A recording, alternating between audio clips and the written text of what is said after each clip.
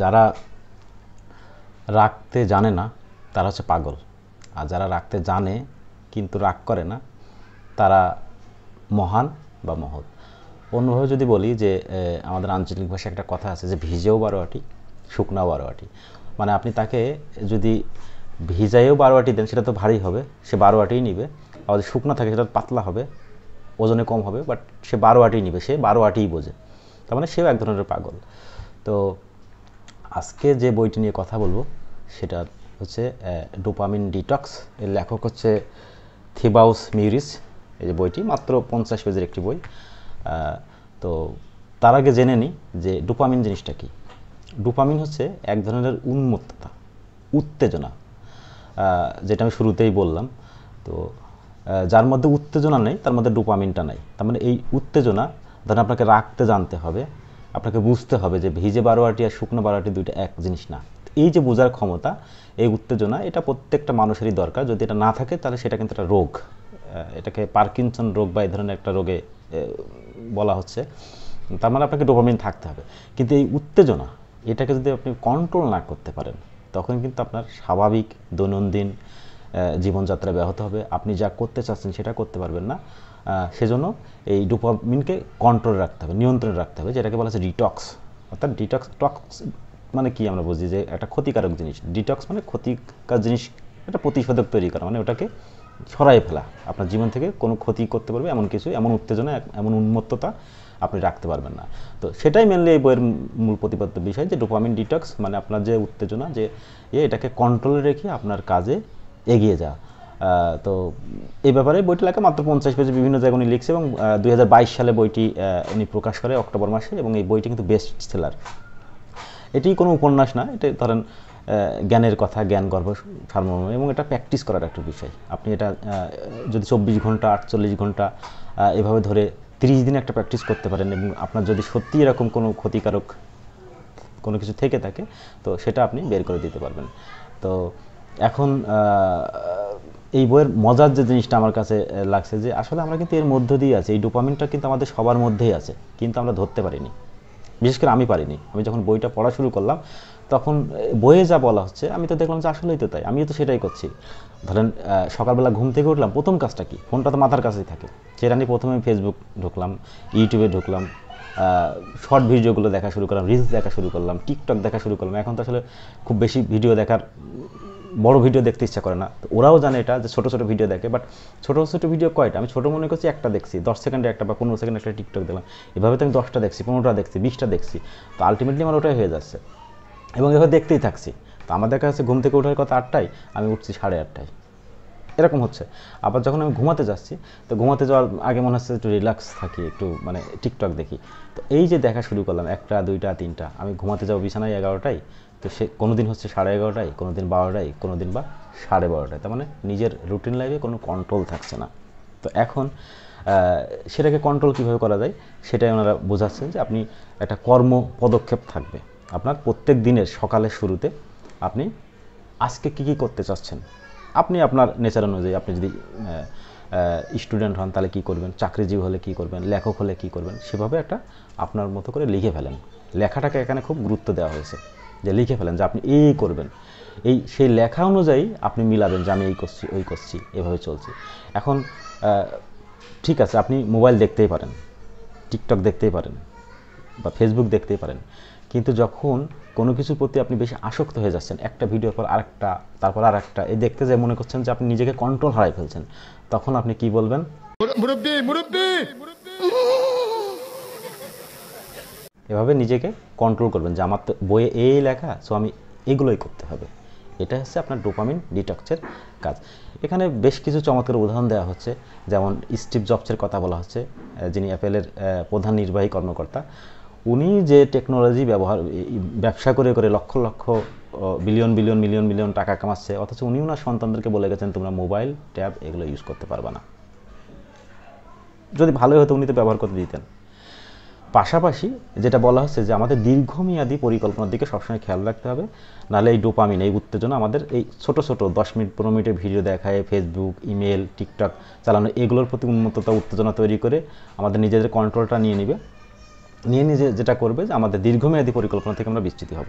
তো এই জন্য ওই দিকে মনোসংযোগ রাখতে বলছে, এবং সেখানে উদাহরণ হিসেবে উনি অ্যামাজনের কথা বলছেন যে অ্যামাজন 1994 সালে ওনার ব্যবসা প্রতিষ্ঠানটি প্রতিষ্ঠা করে এবং উনি প্রফিট করে 2003 সালে এসে, এবং তখন একবারে $35 মিলিয়ন প্রফিট হয় ওই বছরে এসে। উনি চাইলে এর পরে 1994 সালে যখন প্রতিষ্ঠিত হয়তো আর 2-3 বছরের মধ্যেও লাভ করতে পারতেন, কিন্তু উনি ক্যাপিটাল ইনভেস্টমেন্টের দিকে মনোযোগ দেন। তার মানে দীর্ঘমেয়াদী পরিকল্পনাটাকে সবসময় মাথায় রাখতে হবে, সবারই একটা দীর্ঘমেয়াদী পরিকল্পনা আছে, তো সেদিকে ছোটো ছোটো কিছু আসবে সেদিকে খেয়াল রাখতে হবে।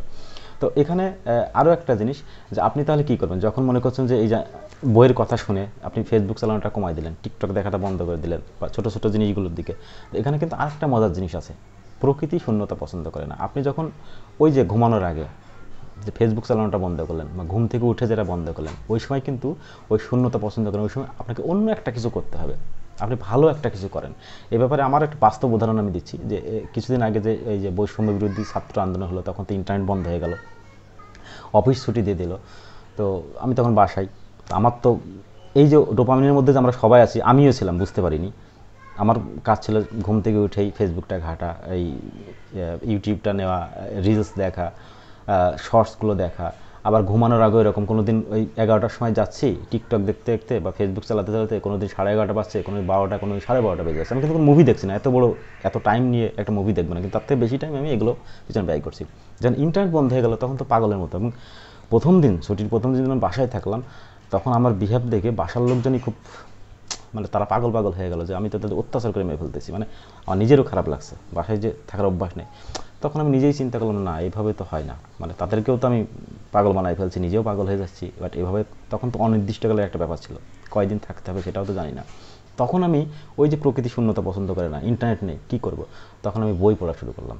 যে বই পড়ার অভ্যাস আমার সবসময় ছিল, কিন্তু আগে দেখা যাচ্ছে যে এই প্রত্যেক দিন সকালে 2 পাতা 3 পাতা, ঘুমানোর আগে 2 পাতা 3 পাতা, এভাবে দেখা যাচ্ছে একটা বই শেষ করতে আমার 2 মাস 3 মাস 4 মাস লেগে যাচ্ছে।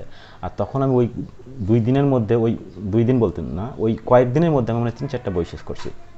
মানে আমি তখন আমার করলাম যে বই পড়া, নামাজ পড়া, আর ছোটো একটা গেম নামালাম, বাবল শুটার, ওইটা খেলা শুরু করলাম। যদিও এই সব কিছু মানে আপনি করেন, সবই করেন, কিন্তু নিজেকে কন্ট্রোলের মধ্যে থেকে, কন্ট্রোলকে অন্যের হাতে দেওয়া যাবে না। আর এটা নিয়েও এই টেকনোলজির যুগে ব্যবসায়ী মনোভাব, তারা কিন্তু সুযোগ নিচ্ছে। কীভাবে সুযোগ নিচ্ছে? আপনাকে মোবাইলে একটা নোটিফিকেশন দিবে, আপনি ইউটিউবে ঢুকবেন বা ফেসবুকে ঢুকবেন, কথার কথা আপনি এটা কোনো নিউজ দেখতে চাচ্ছেন বা কীভাবে এই জিনিসটা রান্না করা হয়, আপনি সেই রান্নার একটা ভিডিও দেখতে চাইলেন, তখন ওরা এমনভাবে সেট করা আপনাকে পরপর ওই রান্নার ভিডিওই দিতে থাকবে। কোথাও ঘুরতে যাওয়ার জন্য একটু সার্চ দিলেন, এরপরে কোথায় ঘুরতে যায় সেটাই আপনাকে, এবং আপনি একটার পর একটা দেখতেছেন, তারপর আরেকটা চলে আসছে, একটা দেখবেন আরেকটা চলে আসবে। কোনো কিছু কিনতে চাচ্ছেন, ওই জিনিসই আপনার কাছে বারবার আসবে। তো আপনার এই ডোপামিনটা নিয়ে কিন্তু একটা বিজনেস হচ্ছে, এটা আপনাকে বুঝতে হবে যে আপনার যে উত্তেজনা, এই যে কোনো কিছুর প্রতি আগ্রহ, এটা নিয়ে কিন্তু বিজনেস হচ্ছে। আপনাকে কী করতে হবে তখন? কন্ট্রোল করতে হবে। হ্যাঁ, আমার তো এটা কাজ না, আমার তো কর্মপদ্ধতিতে আজকে লেখা আছে এইটা, আমি তো এইটা করবো, আমি তাহলে কেন এটা করছি? ওই নিজেকে কন্ট্রোল করতে হবে। এটাই এই ডোপামিন ডিটক্সের মেন উপযোগ্য বিষয়। আমরা সবাই এটার মধ্যেই আছি, এটাকে কন্ট্রোল করে আমাদের চলতে হবে। ওই রাগ করা শিখতে হবে, জানতে হবে, কিন্তু রাগ করতে হবে না। আমাকে বুঝতে হবে যে ভেজেও 12 আটি এবং শুকনো 12 আটি, দুইটার ওজন এক হয় না। এভাবে আমাদের চলতে হবে এবং এটা প্র্যাকটিস করতে হবে। আপনি 30 দিনের একটা প্র্যাকটিস এই বইয়ে করার কথা বলা হচ্ছে, এবং সেখানে কীভাবে প্র্যাকটিস করবেন সেটাও বলা হচ্ছে। 2টা পদ্ধতির কথা বলা হচ্ছে, একটা হচ্ছে বন্ধ পদ্ধতি, একটা মুক্ত পদ্ধতি। এই 2টা কথা বলেই শেষ করবো, ছোটো একটা ভিডিও, বেশি করবো না, বইটাও যেহেতু ছোটো। তো মুক্ত পদ্ধতি বলতে বোঝাচ্ছে আপনি এই ট্যাব, ফোন সব হাতের কাছে রেখে দিলেন, যখন ইচ্ছে আপনি ফেসবুক টিপছেন, টিকটক দেখছেন, ইমেল চেক করতেছেন, নোটিফিকেশন দেখতেছেন। এটা আপনার মুক্ত পদ্ধতি। এটা কিন্তু আপনার মনোসংযোগ নষ্ট করবে, আপনি যেটা চাচ্ছেন সেটা করতে পারবেন না। একটা বই পড়বেন সেটা পারবেন না, কোনো একটা লেখা লিখবেন সেটা পারবেন না। এর মধ্যে আপনার ওই যে মুক্ত পদ্ধতি, আপনি তো ওপেন রাখছেন। তাহলে আপনাকে কী করতে হবে? আপনাকে করতে হবে বন্ধ পদ্ধতি অবলম্বন করতে হবে। ফোনটা আপনি এই রুম থেকে পাশের রুমে রেখে আসেন। আপনার যদি দোতলা বাসা হয়, আপনি দোতলায় ফোনটা রেখে আসেন। যে আপনার মানে যখন মনে হবে ফোনটা একটু দেখি, তো চেক করি, তো হাতের কাছে তো নেই, দোতলায় যেতে হবে, ওই যে কষ্টটা, সেটা তো সবসময় আপনি করতে চাইবেন না।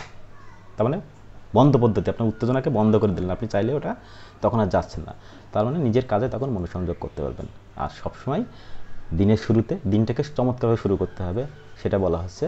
দিনের শুরুতে আপনি কী কী করবেন আজকের দিনে সেটা লিখে রাখবেন, এবং দিন শেষে সেটা মিলাই দেখবেন। যদি কখনও তার থেকে বিচ্যুতি হয়ে যান, তখন বলবেন যে না, তো আমি তো এদিকে যেতে পারবো না, আমার কাজ তো এটা। এই শর্ট টার্মকে যখন আপনি আস্তে আস্তে নিজের মধ্যে আয়ত্ত আনবেন, তখন সেটাকে একটা দীর্ঘমেয়াদী পরিকল্পনা অবশ্যই থাকবে, একটা ভিশন আপনার থাকবে। সেটাকে ছোটো ছোটো স্ট্র্যাটেজি নিয়ে আপনি সামনের দিকে আগে গিয়ে আপনার ভিশনটাকে ফুলফিল করবেন। এটা এই বইয়ের মূল উপজীব্য বিষয়। আশা করি এটা প্র্যাকটিস করলে সবার জীবনই অনেক চমৎকার হবে। আর এই ডোপামিন নিয়ে যারা বিজনেস করে, আমাদের সাময়িক উত্তেজনা তৈরি করে আমাদেরকে মনোসংযোগ নষ্ট করছে, দীর্ঘমেয়াদী পরিকল্পনাকে ভেস্তে দিচ্ছে, তারাও তখন আর সফল হতে পারবে না। আল্লাহ হাফেজ, ভালো থাকবেন সবাই, আসসালামু আলাইকুম।